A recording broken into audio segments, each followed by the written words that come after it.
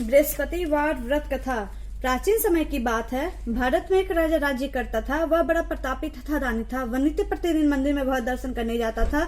वह ब्राह्मण और गुरु की सेवा भी क्या करता था। उसके द्वार से कोई भी याचक निराश होकर नहीं लौटता था। वह प्रत्येक गुरुवार को व्रत रखता एवं पूजन करता था। हर दिन गरीबों की सहायता करता था। परंतु यह सब बातें रानी को अच्छी नहीं लगती थी। वह न व्रत करती और न किसी को एक भी पैसा दान में देती थी। वह राजा से भी ऐसा करने को मना किया करती थी। एक समय की बात है। राजा शिकार खेलने वन को चले गए। घर पर रानी और दासी थी। उस समय गुरु बृहस्पति साधु का रूप धारण कर राजा के दरवाजे पर भिक्षा मांगने आए। साधु ने रानी से भिक्षा मांगी तो वह कहने लगी, हे साधु महाराज, मैं इस दान और पुण्य से तंग आ गई हूँ। इस कार्य के लिए तो मेरे पति देव ही बहुत हैं।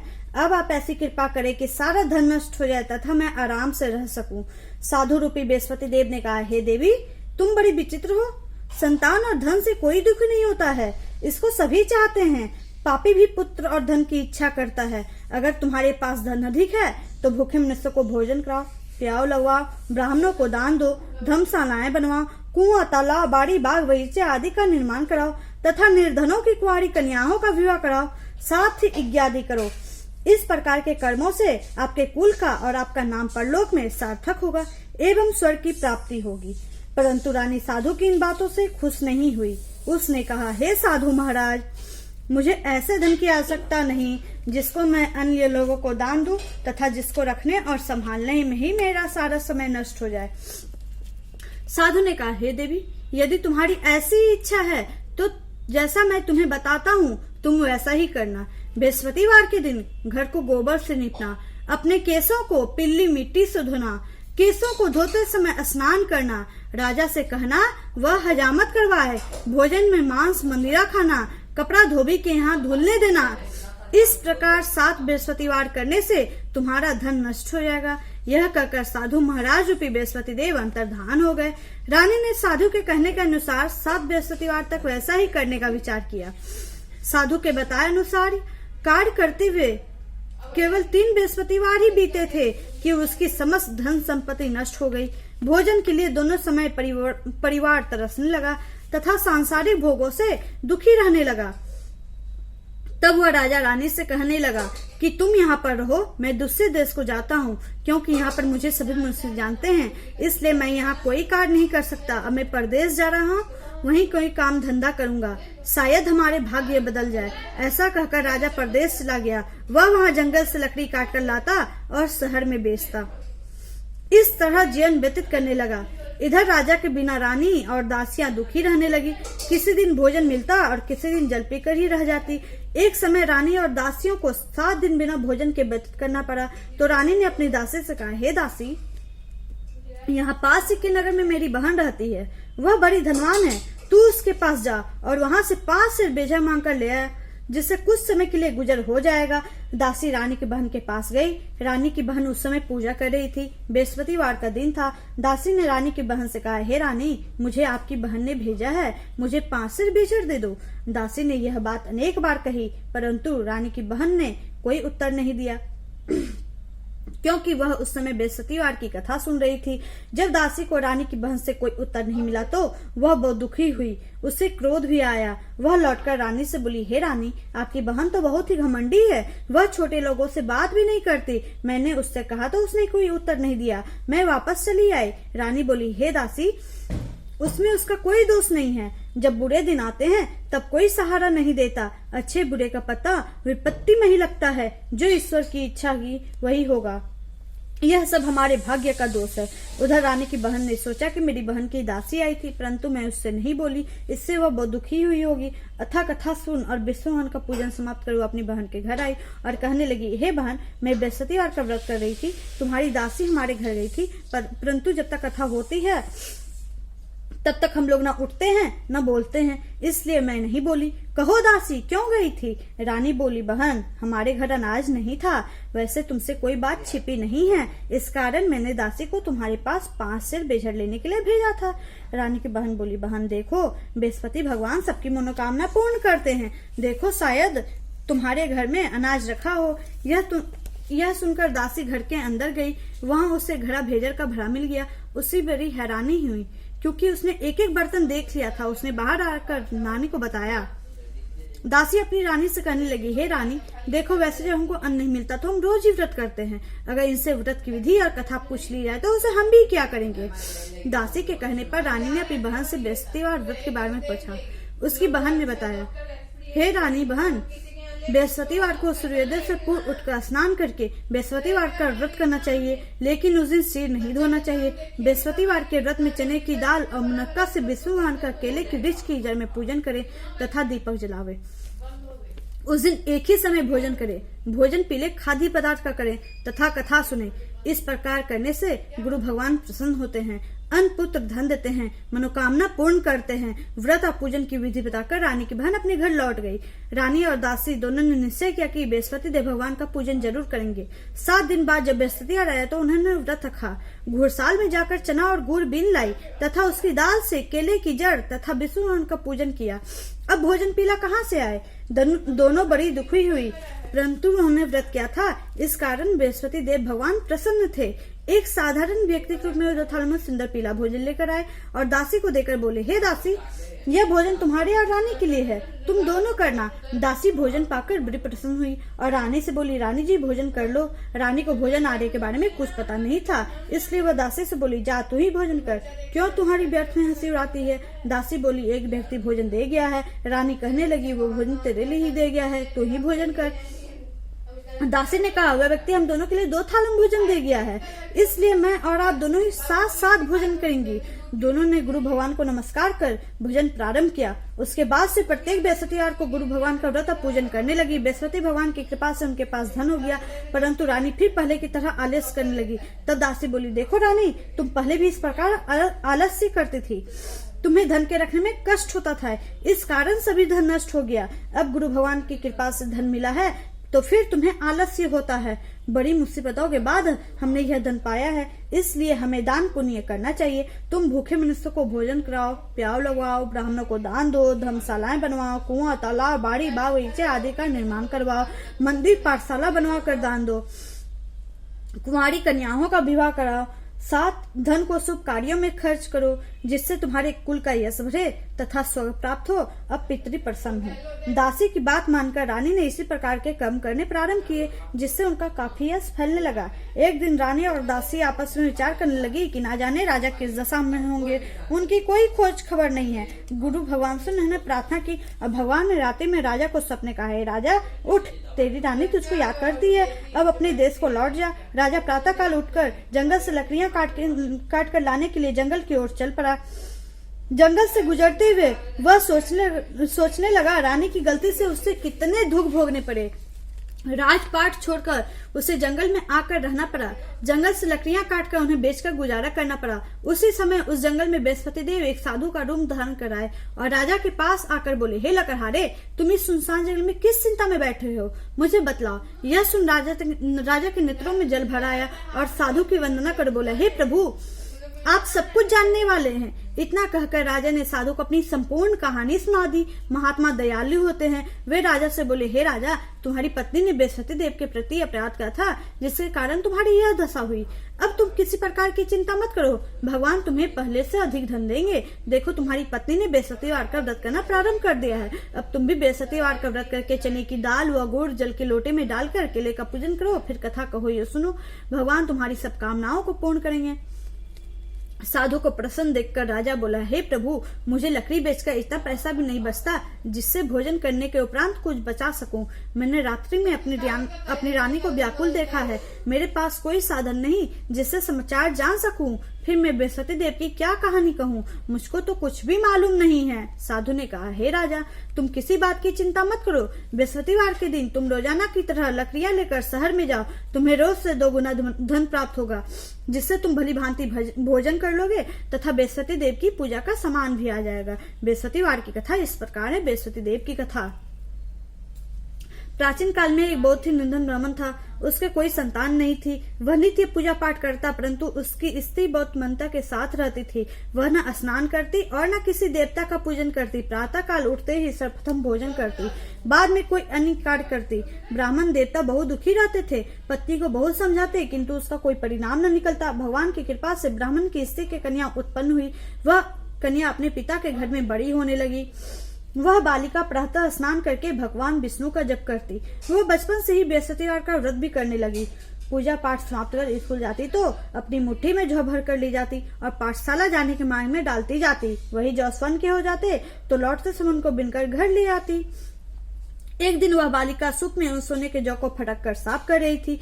तभी उसकी माँ ने देख लिया और कहा, हे बेटी, सोने के जौ को फटकने के लिए सोने का सूप भी होना चाहिए। दूसरे दिन गुरुवार था। इस कन्या ने व्रत रखा और बृहस्पति देव से प्रार्थना करके कहा, हे प्रभु, यदि मैंने सच्चे मन से आपकी पूजा की हो तो मुझे सोने का सूप दे दो। बृहस्पति देव ने उसकी प्रार्थना स्वीकार कर ली। रोजाना की तरह वह कन्या जौ फैलाती हुई उस स्कूल चली गई। स्कूल से लौटकर जब वह जौ बिन रही थी तो बृहस्पति देव की कृपा से उसे सोने का सूप मिला। उसे वह घर ले आई और उससे भी जौ साफ करने लगी, परंतु उसकी माँ का वही ढंग रहा। एक दिन की बात है, वह कन्या सोने के सूप में जौ साफ कर रही थी। उस समय उस नगर का राजकुमार वहां से होकर निकला। इस कन्या के रूप और सोने के सूप में जौ को साफ करते देखकर उस कन्या पर मोहित हो गया। राजमहल आकर वह भोजन तथा जल त्याग कर उदास होकर लेट गया। राजा को जब राजकुमार द्वारा अन्न जल त्यागने का समाचार गया था तो अपने मंत्रियों के साथ वह अपने पुत्र के पास गया और बोले, हे बेटा, तुम्हें किस बात का कष्ट है? किसने अपमान किया है अथवा कोई और कारण है? मुझे बताओ, मैं वही करूंगा जिससे तुम्हें प्रसन्नता हो। राजकुमार ने अपने पिता की बातें सुनते हुए बोला, मुझे आपकी कृपा से किसी बात का दुख नहीं है। किसी ने मेरा अपमान नहीं किया है, परंतु मैं उस लड़की के साथ विवाह करना चाहता हूँ जो सोने के सूप में जौ साफ कर रही थी। यह सुन राजा आसन पर गया और बोला, हे बेटा, इस तरह की कन्या पता तुम ही लगाओ। मैं उसके साथ तुम्हारा विवाह अवश्य ही करवा दूंगा। राजकुमार ने राजा को उस लड़के के घर का पता बतलाया। मंत्री उस लड़के के घर गया और राजा का आदेश ब्राह्मण को सुनाया। कुछ ही दिन बाद ब्राह्मण की कन्या का विवाह राजकुमार के साथ संपन्न हो गया। कन्या के घर से जाते ही उस ब्राह्मण देवता के घर में पहले की भांति गरीबी का निवास हो गया। अब भोजन के लिए भी अन्न बड़ी मुश्किल से मिलता था। एक दिन दुखी होकर ब्राह्मण अपनी पुत्री से मिलने गया। बेटी ने पिता की दुखी अवस्था को देखा और अपनी माँ का समाचार पूछा। ब्राह्मण ने सभी हाल कहा। कन्या ने बहुत सा धन देकर अपने पिता को विदा कर दिया। इस तरह ब्राह्मण का कुछ समय सुखपूर्वक व्यतीत हुआ, लेकिन कुछ दिन बाद फिर वही हाल हो गया। ब्राह्मण फिर अपनी कन्या के यहाँ गया और सभी हाल कहा तो पुत्री बोली, हे पिताजी, आप माता जी को यहाँ लिया लाओ। मैं उन्हें वह विधि बता दूंगी जिससे गरीबी दूर हो जाए। ब्राह्मण देवता अपनी स्त्री को साथ लेकर अपनी पुत्री के पास राजमहल पहुंचे तो पुत्री अपनी माँ को समझाने लगी, हे माँ, तुम प्रातः काल उठकर प्रथम स्नान आदि करके विष्णु भगवान को पूजन करो तो सब दरिद्रता दूर हो जाएगी। परंतु उसकी माँ ने उसकी एक बात नहीं मानी। वह प्रातः काल उठकर अपनी पुत्री का बच्चा जूठन खा लेती थी। एक दिन उसकी पुत्री को बहुत गुस्सा आया। उसने एक रात एक कोठी से सारा सामान निकाल दिया और अपनी माँ को उसमें बंद कर दिया। प्रातः उसमें से उसे निकाला तथा स्नान आदि करा के पूजा पाठ करवाया तो उसकी माँ की बुद्धि ठीक हो गई। इसके बाद वह नियम से पूजा पाठ करती और प्रत्येक बृहस्पतिवार को व्रत रखने लगी। इस व्रत के प्रभाव से उसकी माँ भी बहुत धनवान हो गई और बृहस्पति देवता के प्रभाव से स्वर्ग हो गई। वह ब्राह्मण भी सुखपूर्वक इस श्लोक का स्वर्ग भोग कर स्वर्ग को प्राप्त हुआ। इस तरह कहानी कहकर साधु देवता वहां से लोप हो गए। धीरे धीरे समय व्यतीत होने पर फिर बृहस्पतिवार का दिन आया। राजा जंगल से लकड़ी काटकर किसी शहर में बेचने गया। उसे उस दिन और दिनों से अधिक धन मिला। राजा ने चना गुड़ आदि लाकर बृहस्पतिवार का व्रत किया। उस दिन से उसके सभी क्लेश दूर हो गए। परंतु जब अगला गुरुवार का दिन आया तो वह बृहस्पतिवार का व्रत करना भूल गया। इस कारण बृहस्पति भगवान नाराज हो गए। उस दिन उस नगर के राजा ने विशाल यज्ञ का आयोजन किया तथा अपने समस्त राज में घोषणा करवा दी कि कोई भी मनुष्य अपने घर में भोजन न बनाए तथा आग भी न जलाए। समस्त लोग मेरे यहाँ भोजन करने आवे।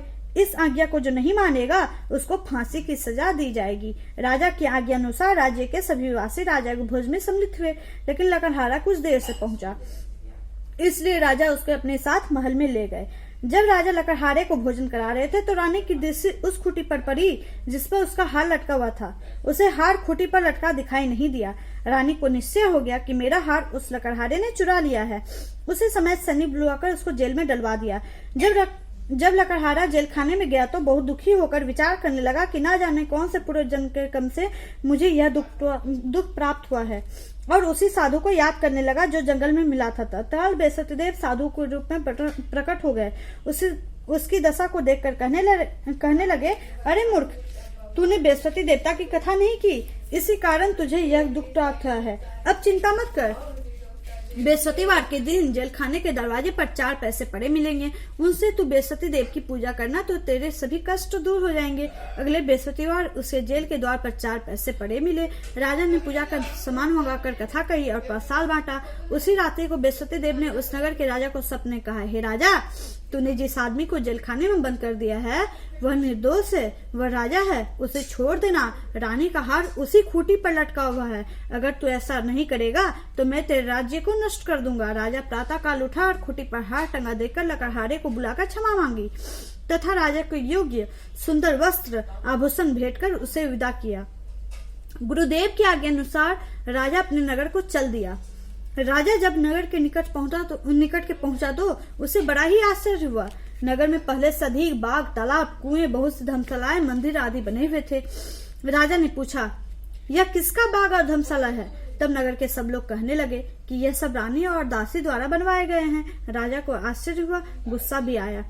जब रानी ने खबर सुनी कि राजा आ रहे हैं तो उसने अपनी दासी से कहा, हे दासी, देख राजा हमको कितनी बुरी हालत में छोड़ गए थे, वह हमारी ऐसी हालत देखकर लौट ना जाए, इसलिए तू दरवाजे पर खड़ी हो जा। रानी की आज्ञा अनुसार दासी दरवाजे पर खड़ी हो गई। जब राजा आए तो उन्हें अपने साथ महल में लिवा लाई। तब राजा ने क्रोध करके अपनी तलवार निकाली और पूछने लगा, बताओ यह धन तुम्हें कैसे प्राप्त हुआ है?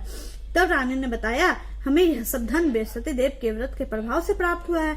राजा ने तब निश्चय किया कि 7 रोज बाद तो सभी बृहस्पति देव का पूजन करते हैं, परंतु मैं रोजाना दिन में 3 बार कथा कहा करूंगा तथा रोज ही व्रत किया करूंगा। अब हर समय राजा के दुपट्टे में चने की दाल बनी रहती तथा दिन में 3 बार वह कथा करता है। एक रोज राजा ने विचार किया कि चलो अपनी बहन के यहाँ हो आवे। इस तरह का निश्चय कर राजा घोड़े पर सवार हो अपनी बहन के चल दिया।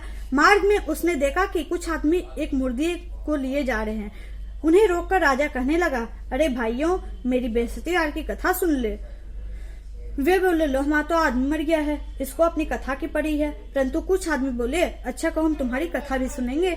राजा ने दाल निकाली और कथा कहनी शुरू कर दी। जब कथा आधी हुई तो मुर्दा हिलने लगा। जब कथा समाप्त हुई तो राम राम करते हुए वो मुर्दा खड़ा हो गया।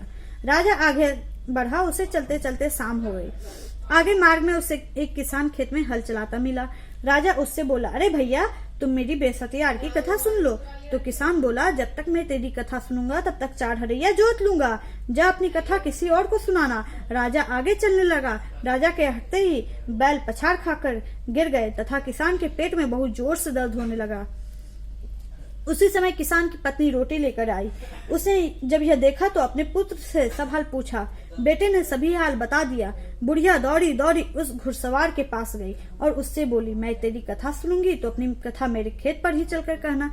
राजा ने लौटकर बुढ़िया के खेत पर जाकर कथा कही, जिसको सुनते ही बैल खड़े हो गए तथा किसान के पेट का दर्द भी बंद हो गया। राजा अपनी बहन के घर पहुंच गया। बहन ने भाई की खूब मेहमानी की। दूसरे रोज प्रातः काल राजा जागा तो वह देखने लगा कि सब लोग भोजन कर रहे हैं। राजा ने अपनी बहन से जब पूछा कि ऐसा कोई भी मनुष्य है जिसने भोजन नहीं किया हो, जो मेरी बृहस्पतिवार की कथा सुन ले, तो बहन बोली, हे भैया, यह देश ऐसा ही है। पहले यहाँ के लोग भोजन करते हैं, बाद में कोई अन्य काम करते हैं। अगर पड़ोस में कोई हो तो देख आती हूँ। ऐसा कहकर बहन देखने चली, परंतु उससे कोई भी ऐसा व्यक्ति नहीं मिला जिसने भोजन न किया हो।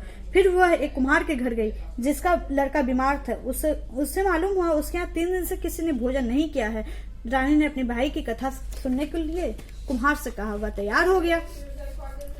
राजा ने जाकर बृहस्पतिवार की कथा कही, जिसको सुनकर उसका लड़का ठीक हो गया। अब तो राजा की प्रशंसा होने लगी। एक दिन राजा ने अपनी बहन से कहा, हे बहन, मैं अपने घर जाऊंगा, तुम भी तैयार हो जाओ।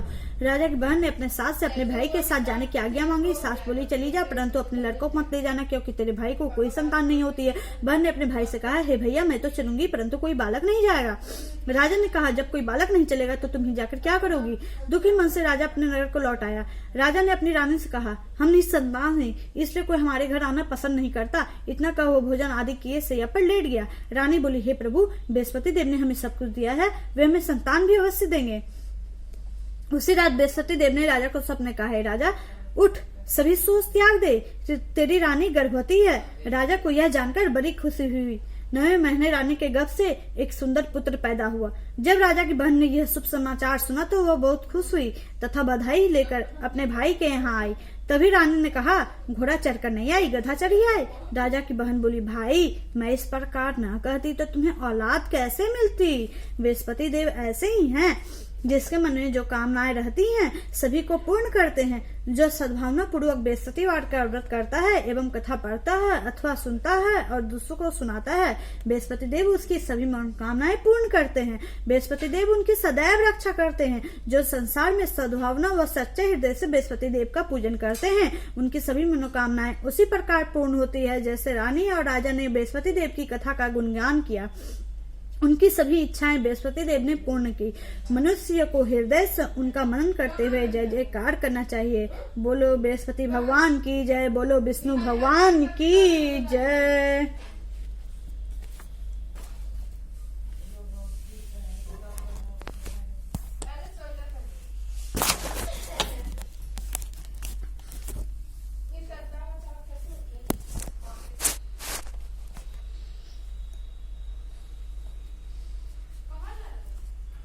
ओम जय बृहस्पति देवा, ओम जय बृहस्पति देवा, तुम छिन छिन भोग लगाऊं कदली फल मेवा। ओम जय बृहस्पति देवा, तुम पूर्ण परमात्मा, तुम अंतर्यामी, जगत पिता जगदीश्वर, तुम सबके स्वामी। ओम जय बृहस्पति देवा, चरणामृत निज निर्मल, सब पातक हरता, सकल मनोरथ दायक, कृपा करो भरता। ओम जय बृहस्पति देवा, तन मन धन अर्पण कर, जो जन शरण पड़े, प्रभु प्रकट हो तब हो कर, आकर द्वार खड़े। ओम जय बृहस्पति देवा, दीन दयाल दयानिधि, भक्तन हितकारी, पाप दोष सब हरता, भव बंधन हारी। ओम जय बृहस्पति देवा, सकल मनोरथ दायक, सब संशय हारी, विषय विकार मिटाओ, संतन सुखकारी। ओम जय बृहस्पति देवा।